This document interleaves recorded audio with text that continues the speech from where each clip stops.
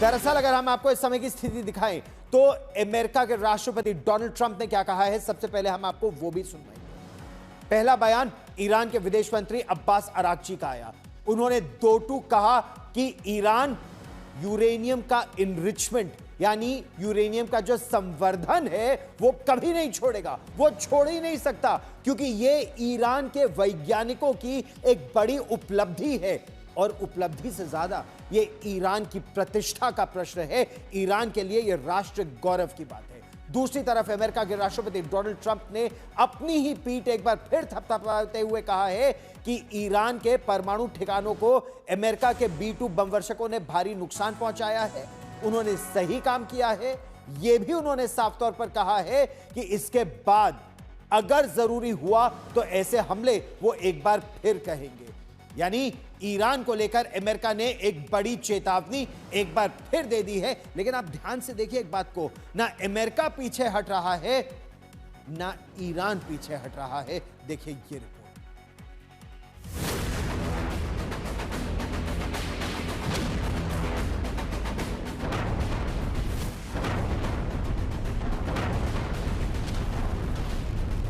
Iran के विदेश मंत्री अब्बास अरागची ने फॉक्स न्यूज को दिए इंटरव्यू में दो टूक कहा, ये कार्यक्रम रुका जरूर है क्योंकि नुकसान गंभीर है, लेकिन हम इसे छोड़ नहीं सकते। ये हमारे वैज्ञानिकों की मेहनत है और अब ये हमारे राष्ट्रीय गर्व का विषय है। अरागची का ये बयान तब आया है जब अमेरिका और इजरायली हमलों में नतांज, फोर्डो और इस्फहान जैसे प्रमुख परमाणु ठिकानों को निशाना बनाया गया। इन हमलों से ईरान का संवर्धन कार्यक्रम महीनों या वर्षों पीछे चला गया है। ईरान के विदेश मंत्री ने पहली बार कबूल किया कि गंभीर नुकसान हुआ है और इसका आकलन अब भी हो रहा है। नुकसान के बाद सबसे बड़ा सवाल यही उठा कि इन ठिकानों में पहले से मौजूद संवर्धित यूरेनियम का क्या हुआ, क्योंकि IAEA की पहुंच इन ठिकानों पर नहीं है, लिहाजा सस्पेंस और गहरा गया।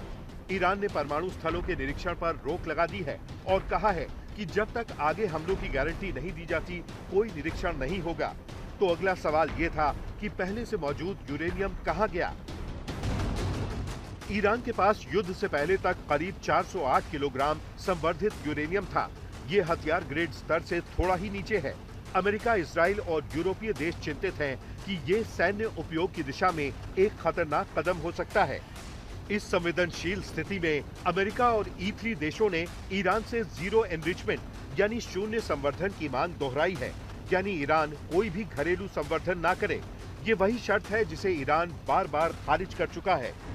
अरागची ने साफ कहा, हमने यूरेनियम को 60% तक संवर्धित किया था, जो एटम बम बनाने के 90% से बहुत दूर था, और अब अगर परमाणु समझौता हो जाता है तो हम इसे 5% संवर्धन तक ले जा सकते हैं।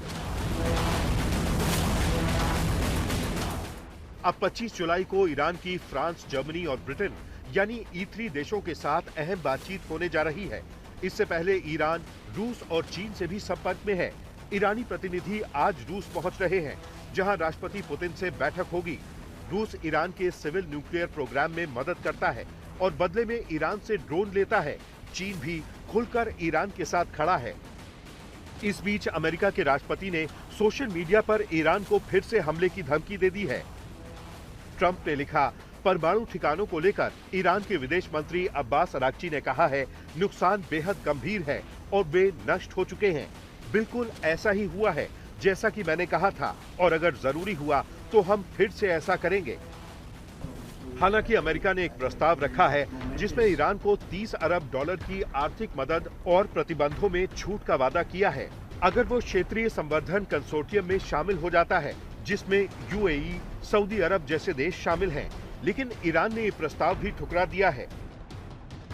फिलहाल IAEA के पास न तो निरीक्षण की अनुमति है, न ये जानकारी कि संवर्धित यूरेनियम का स्टॉक कहां है, नष्ट हुआ या छिपाया गया। इस अनिश्चितता ने वैश्विक तनाव और बढ़ा दिया है। आज तक ब्यूरो। दरअसल ईरान लगातार यह कह रहा है कि ईरान झुकेगा नहीं, यह उसकी राष्ट्रीय प्रतिष्ठा का प्रश्न है। ईरान और पश्चिमी देशों के बीच 25 जुलाई को होने वाली परमाणु वार्ता से पहले एक बार फिर यही प्रश्न उठ रहा है। ईरान यूरेनियम का संवर्धन कर सकता है तो कितना कर सकता है? क्या जीरो इनरिचमेंट की शर्त ईरान मान लेगा? और आखिर संवर्धन का इतना स्तर जो है, संवर्धन का स्तर ये इतना बड़ा मुद्दा बन क्यों गया है? और अब हम आपको समझाते हैं कि दरअसल यूरेनियम इनरिचमेंट या परमाणु संवर्धन यूरेनियम का यह महत्वपूर्ण प्रश्न क्यों हो जाता है। अब मैं आपको यह विस्तार से समझाने का यहां पर प्रयास करता हूं कि इसका दरअसल मतलब होता क्या है। शांतिपूर्ण परमाणु ऊर्जा के लिए महज 3 से 4% संवर्धन अगर आप करें तो वो काफी माना जाता है। 3.67% अगर आप करें तो ये शांतिपूर्ण माना जाता है। ये यूरेनियम के U-235 आइसोटोप को 3.6% संवर्धित किया जा सकता है। मेडिकल रिसर्च में इसका काम आता है, उसके लिए आप 20% तक जा सकते हैं। मेडिकल रिसर्च या रिसर्च रिएक्टर के लिए आप 20% तक आगे बढ़ सकते हैं। लेकिन अगर आप परमाणु हथियार बनाने की दिशा में आगे बढ़ रहे हैं तो हथियार ग्रेड, जिसको वेपन्स ग्रेड यूरेनियम कहा जाता है, वेपन्स ग्रेड यूरेनियम से अगर आप केवल एक कदम पीछे हट रहे हैं तो वो 60% पर आप आ जाते हैं। लेकिन अगर आप 90% तक संवर्धन कर लेते हैं तो आप वेपन्स ग्रेड यूरेनियम बना रहे हैं, यानी आप युद्ध के लिए, एक न्यूक्लियर वॉर के लिए, एक न्यूक्लियर वॉरहेड के लिए आपकी तैयारी पूरी है। हथियार ग्रेड यूरेनियम यानी 90% आप संवर्धन करने की बात कर रहे हैं। मई 2025 तक ईरान ने यूरेनियम को 60% तक संवर्धित कर दिया गया था, यानी वो उस स्तर पर पहुंच गया था जहां वो केवल एक कदम दूर था। अगर 60% वो कर चुका था तो उसके लिए 90% तक पहुंचना कुछ हफ्तों की बात थी। और इसीलिए इजराइल का कहना था उसके लिए यह हमला जरूरी हो गया। इसीलिए नतांज, फोर्दो इनको टारगेट किया गया। क्यों? क्योंकि यहां पर उसके सेंट्रीफ्यूज है, IR-1 से लेकर IR-6 तक। दरअसल 125 कैस्केड्स में 2/3 मशीनें ऐसी होती हैं जो 60% यूरेनियम को समृद्ध कर सकती है, उसका संवर्धन कर सकती हैं। जो इंटरनेशनल एटॉमिक एनर्जी एजेंसी है यानी IAEA, इन्होंने चेतावनी दी कि अगर संवर्धन 60% तक ईरान ले जा रहा है तो इसका कोई औचित्य नहीं है। क्यों? क्योंकि मेडिकल रिसर्च के लिए भी उसे सिर्फ 20% चाहिए और ऊर्जा के लिए तो महज 3.5% के आसपास चाहिए।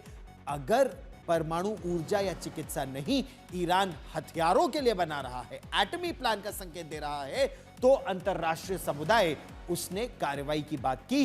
इजराइल ने पहले बमबारी कर दी, अमेरिका ने फिर उसका साथ दिया, नटांज और फोर्दो को टारगेट किया। समुदाय जो अंतरराष्ट्रीय है वो ये चाहता है कि ईरान 5% से ज्यादा संवर्धन ना करे और वो भी कड़ी निगरानी में करे।